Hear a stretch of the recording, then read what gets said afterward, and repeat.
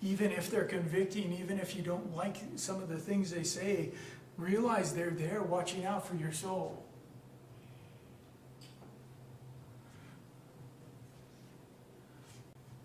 Learn to love being around them. Learn to love the encouragement to be a Christian and to live as a Christian.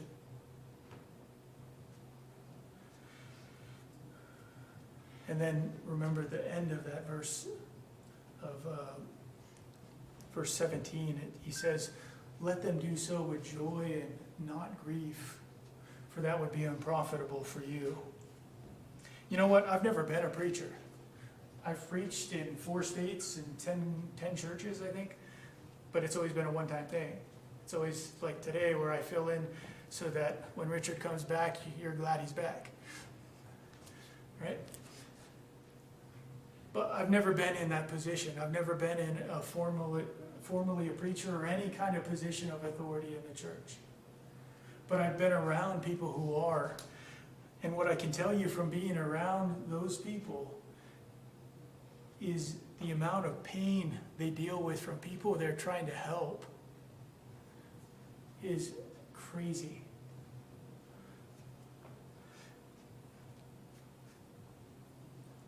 You put your life into helping people try to get their souls right with God.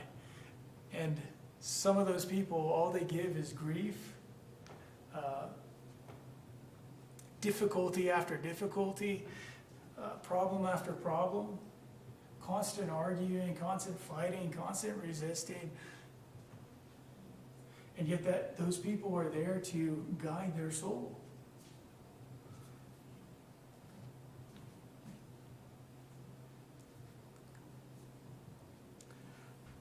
Learn to appreciate those kind of people in your life, especially when they're leaders. People who look at the soul as the priority tend to see things quite a bit differently than people who aren't.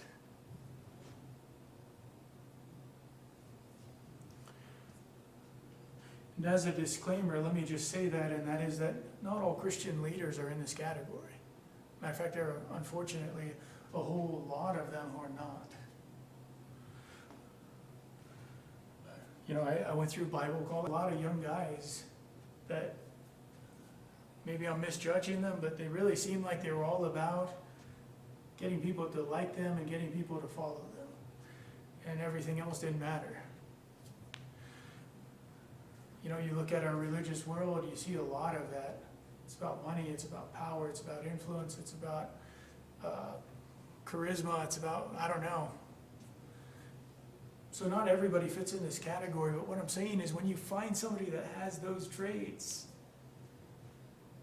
pray for them, like being around them, like being convicted by them, appreciate the fact they're looking out for their soul, and make their job, especially if they're a Christian leader, make their job easy, where you're a joy in their life instead of a grief.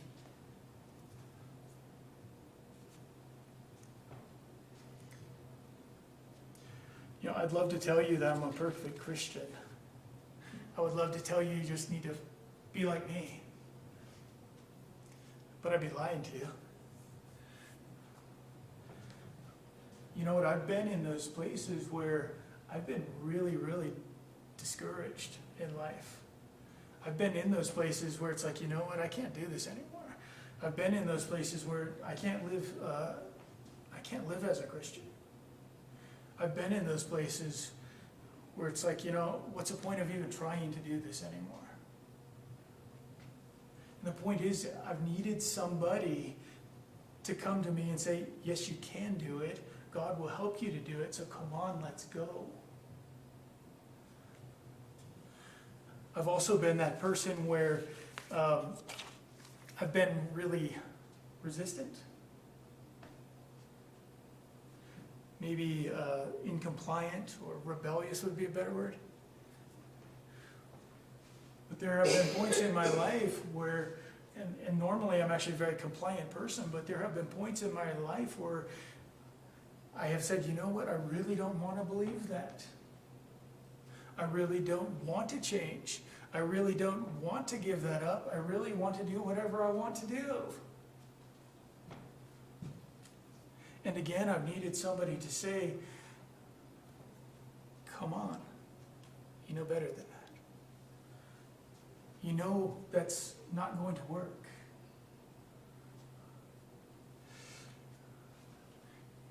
You know, giving up something or changing isn't as big a deal as you think. Eternity, or maybe something a little harsher like straighten up.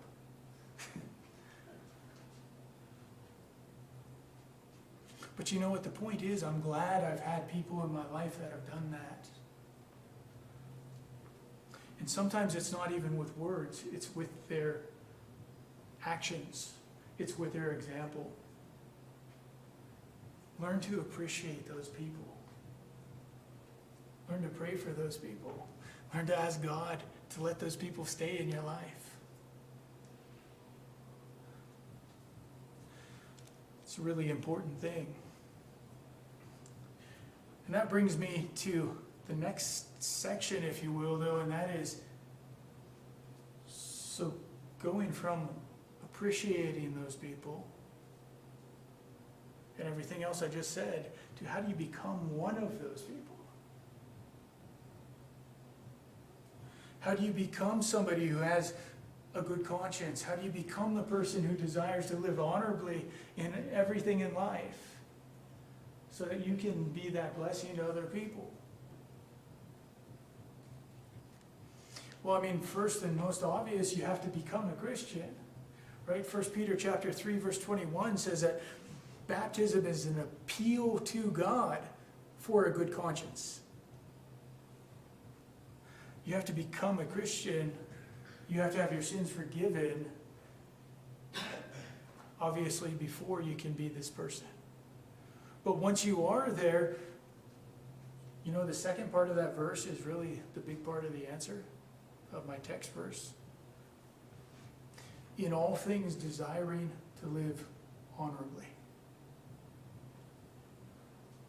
Want to be pleasing to God in everything in life. That should have been the case when you became a Christian, but it has to keep being the case after we are. 2 Corinthians chapter 5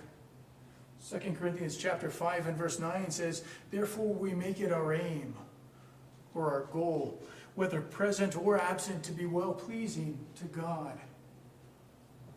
Ephesians chapter 5 and verse 8 says, for you were once darkness, but now you are light in the Lord. Walk as children of the light, for the fruit of the Spirit is in all goodness, righteousness, and truth, finding out what is acceptable to the Lord. And have no fellowship with the unfruitful works of darkness, but rather expose them.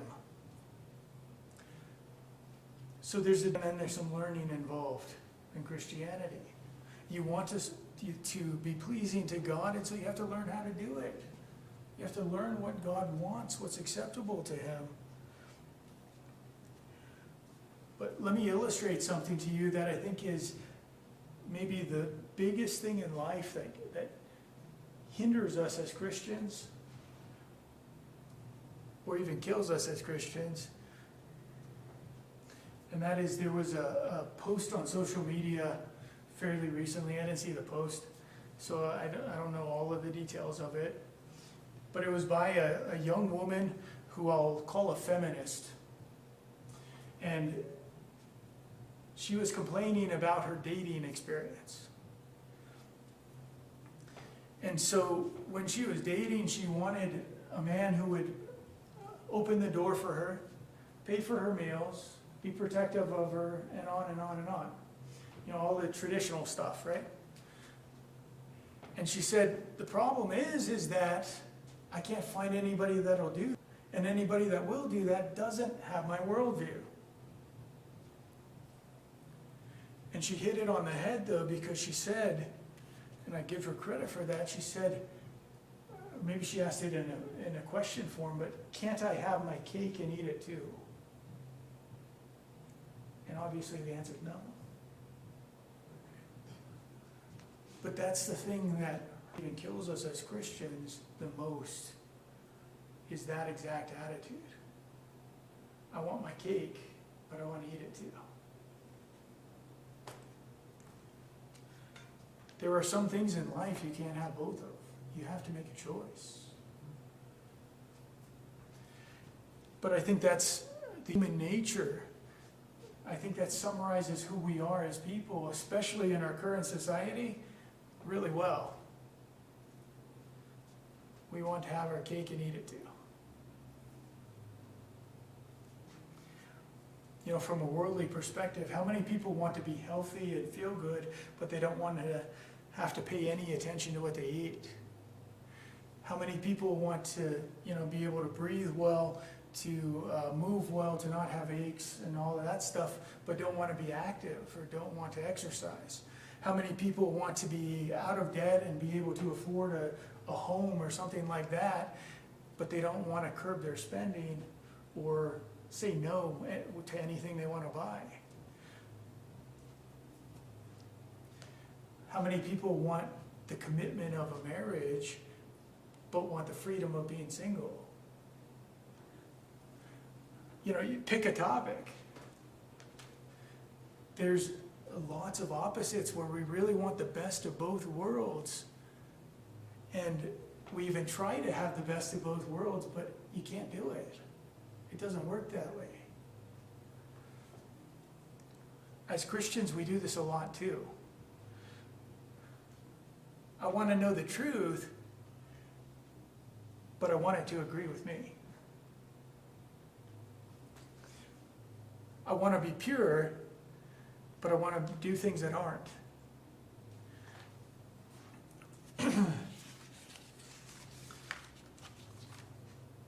I want to learn about God and have fellowship with His people, but I want to put a commitment to something else on every Sunday. And, just name anything you want, any topic you want, you're going to find some of those areas where you can't have both. You have to make a decision.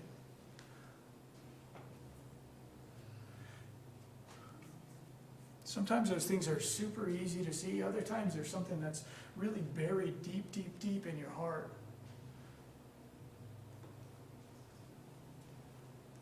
But what we do is, a lot of times, is we end up playing that back and forth and back and forth and back and forth and back and forth game, trying to have it both ways, trying to get the best of both, even when it's not possible.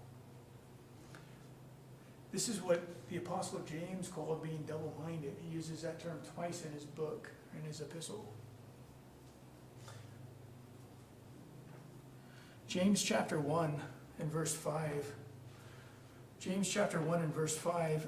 Excuse me. James chapter 1 verse 5 says, "If any of you lacks wisdom, let him ask of God, who gives to all liberally and without reproach, and it will be given him. But let him ask in faith with no doubting. For he who doubts is like a wave of the sea, driven and tossed by the wind. For let not that man suppose that he will receive anything from the Lord. He is a double-minded man, unstable in all his ways." I really like this passage because wisdom is one of the things we need more than anything in life. Especially true when it comes to eternal things, spiritual things. But James just says, ask God.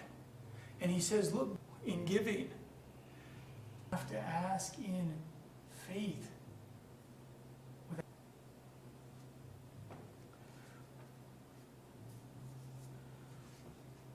And he says, because if you doubt, basically don't expect to get anything. Right? Well, the way I have always thought about this verse, and I imagine that's the way most people always think about this verse, is that the point of this verse is to say that when we ask God for something, we have to believe He's going to give it to us. Otherwise, He won't. And that's true, but I think this verse goes a lot deeper than that.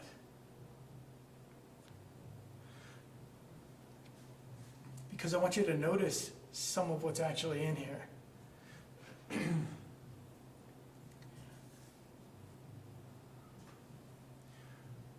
When we ask for God, we know God doesn't hold back. God isn't disdainful with giving that wisdom. So he's given that wisdom. But what do you do with the wisdom he gave you? Do you put your faith in that wisdom? Or do you doubt the wisdom he gave you? Do you understand what I'm saying? Maybe not. What I mean is, so you ask God for something. You want to know how to handle something in life. You say, God, I need wisdom. I don't know what to do.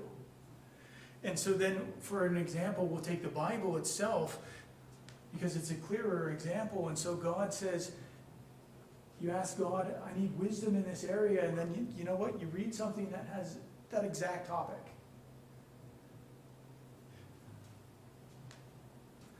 But you don't necessarily like that answer, so you're like, well, I don't think that's really what God's trying to say to me. I don't think that really is what God is intending here. And then maybe you talk to somebody in the church or a Christian, and they tell you the same thing. And you're still like, well, I don't know that God is really trying to tell me that. I think, maybe that's not exactly what he meant. Did you believe the wisdom God gave you? Or did you, the word doubt actually means to, the primary meaning of that word has more to do with contending mentally with something. It's where you are arguing in your mind. You're debating in your mind. And I think that's what we do a lot of times with God. He'll give us wisdom. We ask him for something, and he'll give it to us, and then we don't believe what he gave us. We reject it. We argue with it. We oppose it.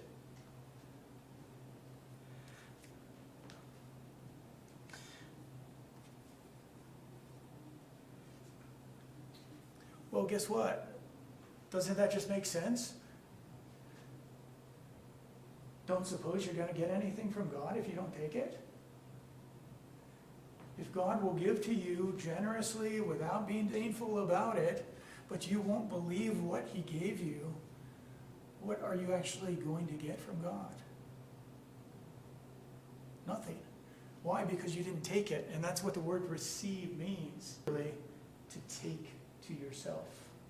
You're not going to take anything to yourself if you don't believe when God gives you wisdom, when you don't put your faith in what God has given you, the answer God has given you.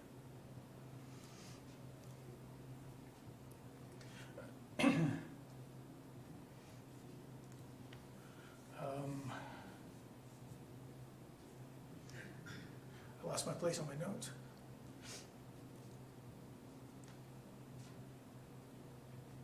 But it just makes sense if you think about it. It just makes sense. If any of you lacks wisdom, let him ask of God, who gives to all men liberally and without reproach, and it will be given him.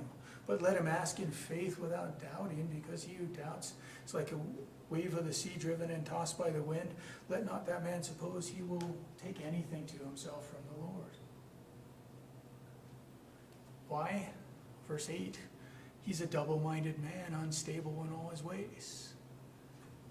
He's double-minded. How is he double-minded?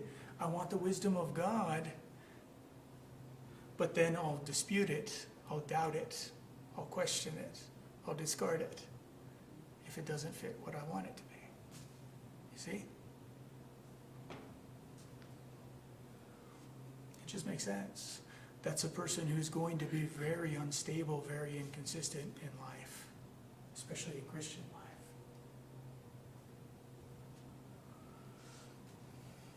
They're going to be very unsettled in their life. And maybe you would ask that question, who would do that? I would. I have. I bet you have. Because again, that's our nature. That's human nature. To to go with that, idiom, English idiom. They want their cake and eat it too. That's our nature, being a great blessing to other people, especially Christians.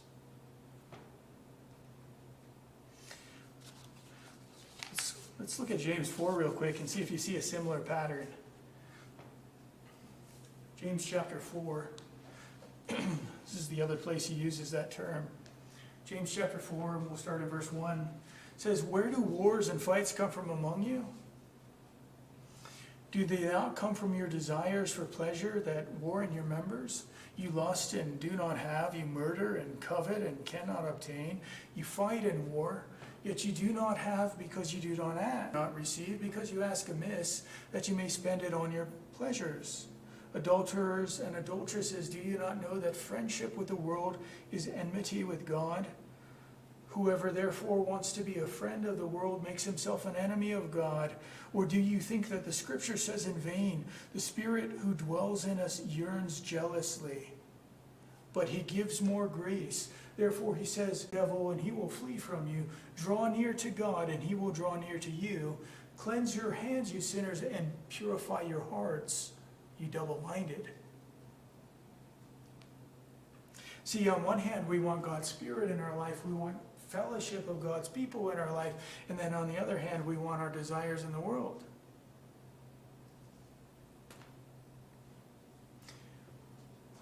It's made a really big impression on me. And I've noticed that in life, the older I get, and that is almost all conflicts in the church come down to that exact thing. Somebody is concerned about what they want, their desire in life, instead of living honorably before God. That's where the fights come from.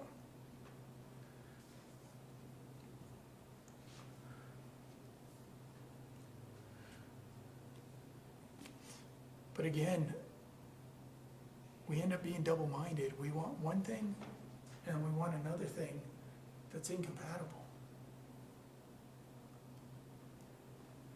That's the thing that keeps us from being the Christian we should be, from having a good conscience. That's what keeps it for other people. It's that double-mindedness. And it's extremely easy to slip into. I don't care if you've been a Christian 2 days or 40 years, it's easy to slip into. And so what do you do if you find yourself with that double mind? He says, purify your heart. Get that one desire out of your heart. Get it on one thing. Again, desiring to live honorably as God thinks it's honorably in everything. That's how you purify your heart. You stop being double-minded. Right? Get the focus back on desiring to live honorably and having a good conscience. So what I want to ask you today is to just think about and to pray for the people that are like that in your life. Really learn to appreciate people that are like that. You can't imagine how much good they bring into your life. You can't imagine how much good direction they bring in your life. And especially leaders, especially when they're church leaders. Learn to love that. Learn to honor those people. Learn to ask God to keep those people in your life. And when you're done thinking about those people, think about yourself if you're there. And if not, the first thing I would check is whether you're double-minded. Whether you're thinking about two things, trying to have your cake and yet eat it at the same time. Whether there's two opposite things that you're trying to have at the same time. And again, if you find that to be the case, then you have a choice to make. Choose what's more valuable. Choose the thing that's eternal.